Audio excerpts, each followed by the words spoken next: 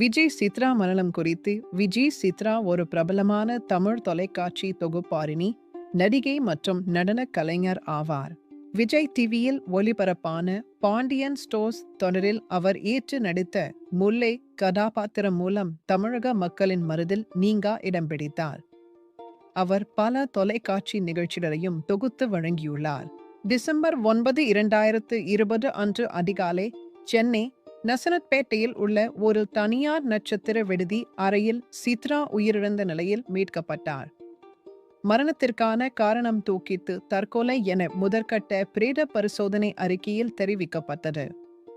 மரணத்தின் போது அவருக்கு வயது 28.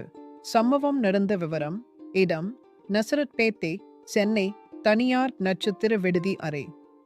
துணை: சித்ரா தனது கணவர் ஹேம்நாத் ரவி என்பவருடன் அந்த விடுதி அறையில் தங்கியிருந்தார். இருவரும் அதற்கு சில மாதங்களுக்கு முன்பு பதிவு திருமணம் செய்து கொண்டிருந்தனர்.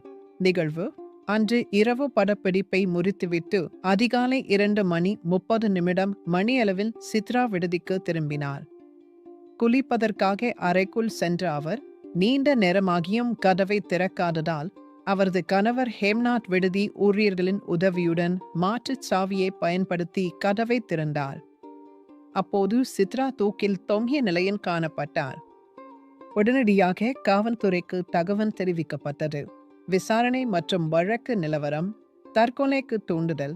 சித்ராவின் குடும்பத்தினர் அவர் தற்கொலை செய்து கொண்டிருக்க வாய்ப்பில்லை என்று சந்தேகம் எழுப்பியதால் இந்த வழக்கு தீவிரமாக விசாரிக்கப்பட்டது.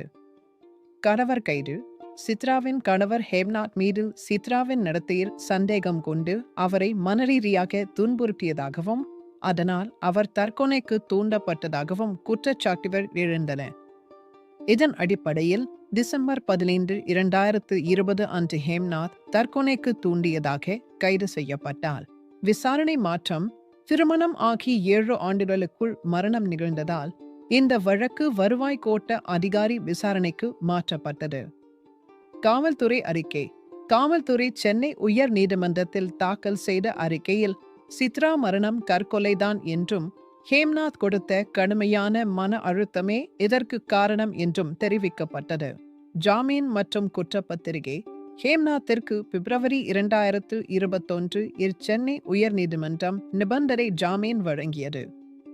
பின்னர் ஹேம்நாத் மீதான குற்றப்பத்திரிகையை ரத்து செய்ய கோரிய அவரது மனுவை உயர் நீதிமன்றம் தள்ளுபடி செய்தது.